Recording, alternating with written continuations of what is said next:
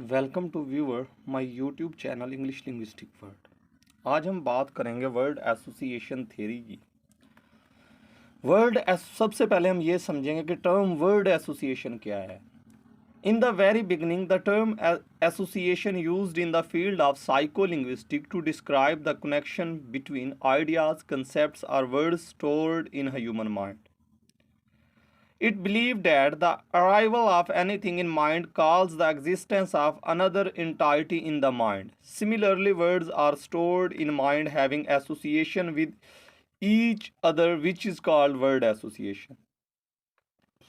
तो word association की अगर हम बात करें कि इंसानी दिमाग में कोई भी बात आती है, अगर एक वर्ड आया है तो उसके एसोसिएट वर्ड माइंड में आ जाते हैं, इसे वर्ड एसोसिएशन कहते हैं. फॉर एग्जाम्पल, अगर हमारे माइंड में वर्ड क्लास आता है तो क्लास में टीचर है, स्टूडेंट है, चेयर है, डेस्क है, वाइट बोर्ड है, मार्कर है, बुक्स है, डाइस है, ये चीज़ें आ जाएंगी. एक क्लास का वर्ड माइंड में आने से उसके एसोसिएट, उसके लिंक जितनी भी उसके चीज़ें हैं, जितनी भी वोकैबुलरी है वो हमारे माइंड में आ जाएगी. इसे कहते हैं वर्ड एसोसिएशन. फॉर एग्जाम्पल, हमारे माइंड में एक वर्ड आर्मी आता है तो आर्मी में सोल्जर भी है, कंपनी भी है, प्लाटून भी है, टैंक भी है, इन्फेंट्री भी है, आर्टिलरी भी है. तो जितनी भी वोकैबुलरी इसके रिलेटेड है वो एक वर्ड आने से हमारे माइंड में आ जाती है. Word association is a technique in which words are associated which each other in a way that influence the learning and remembering of words.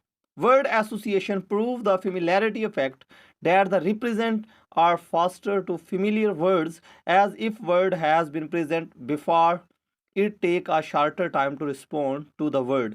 For example, एक वर्ड हमारे माइंड में है तो उससे सिमिलर वर्ड जब दूसरा हमारे माइंड में आएगा तो वो पहले वाला वर्ड ऑटोमेटिकली हमारे माइंड में आ जाएगा. तो 3 टाइप्स हैं एसोसिएशन की, वर्ड एसोसिएशन की.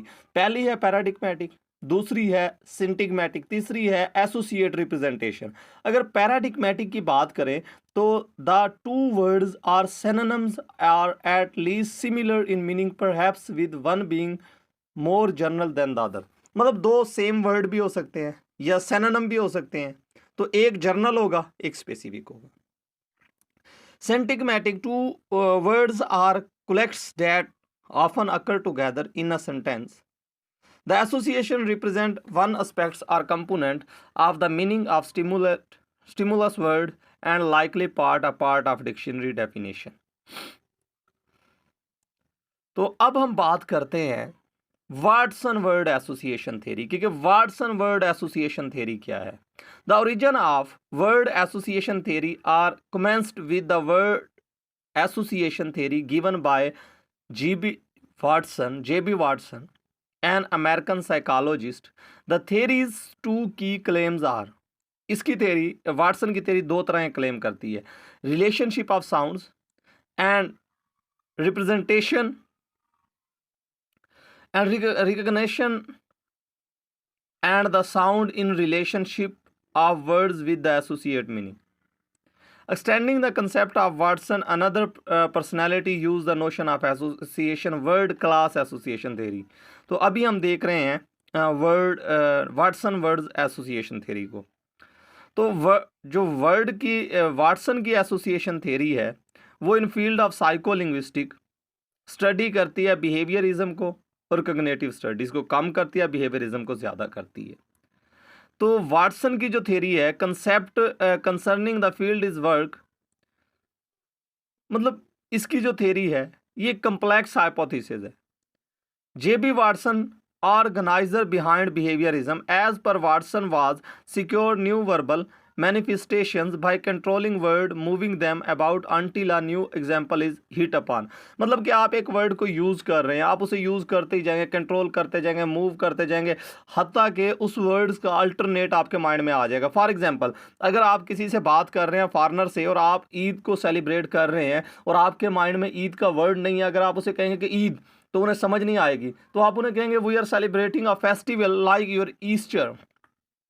जब आप ईस्टर का नाम लेंगे तो आपके माइंड में वर्ड आ गया फेस्टिवल, त्यौहार, ईस्टर, मतलब हमारी ईद उनका ईस्टर जो है ना हमारी ईद से मिलता जुलता है। तो आप उनका जो कंसेप्ट देंगे, एसोसिएट वर्ड आ गया ना, उससे मिलता जुलता वर्ड आपके माइंड में आ गया कि ईस्टर। तो ये वर्ड एसोसिएशन थ्योरी है वाटसन की। मतलब एक वर्ड आपके माइंड में आता है, अगर आप किसी से बात कर रहे हैं तो उसका वर्ड नहीं आता, तो उससे एसोसिएट वर्ड, करीब तर वर्ड आप ढूंढते हैं और आप अपना मीनिंग कन्वे कर देते हैं। तो अगर हम बात करें इसकी थ्योरी की, तो it is composition Watson make two fundamental cases about language speaker expectations. पहला है speaker become familiar with various words. तो कैसे? Each word comprises a stone sound structure associated with an implication that connect with items and occasions in climate. For example, the sound structure kid is associated with the item kid in the climate. मतलब kid का जो word है, हर जगह पे जब आपके mind में एक किड का वर्ड है, हर जगह पे जब आप बात करेंगे तो अगर किड का वर्ड आ जाएगा तो आपको पता होगा कि इसका ये मीनिंग है। दूसरा जो इसका पॉइंट था वो ये था कि at the point when speaker get familiar with a sentence they gain proficiency with the interconnections between words. For example, in the event that the ice dissolves were taken in the association among each of three words between the part words would likewise the learned. For example, the ice once more ice dissolved. Additionally, assuming the kid softened the wax was taken in, the association between the kid dissolves the wax would be learned. उसके बाद अगर हम देखें ampleness of language knowledge को, Watson hypothesis plainly takes an account of as of the linguistic sentence, as of novel linguistic sentence. For example, one premises above model we have discussed, the kid softened the ice can be created for amusing. We start with the word the kid is permitted to follow since it is currently associated with the. After the kid liquefied is permitted follow since it is now associated with the kid. Later dissolved may follow in view in earlier association. Lastly ice might follow the again due to the an earlier association. मतलब sentence में एक ऐसा word जो जिससे आप associate हैं, जिसका आपको पता है, उस वर्ड्स को देखने से तो आपको सारी समझ आ जाएगी. ये बेसिकली जो है ना है थ्योरी, वर्ड एसोसिएशन थ्योरी. तो the issue grammatically like was tense Watson hypothesis regarding length and number of sentence. While it is actually the case that Watson hypothesis would be able to produce sentences that are limitless, long and number, word can be associated with each other on the limitlessness, such as advantage is delivered fertile of the framework aimlessly create linguistic and ungrammatical sense.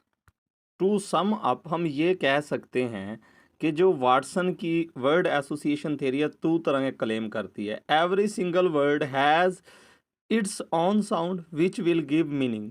The relationship between word in a sentence is associated meaning. Therefore, this is theory not adequate. This theory allows creation of new grammatical sentence.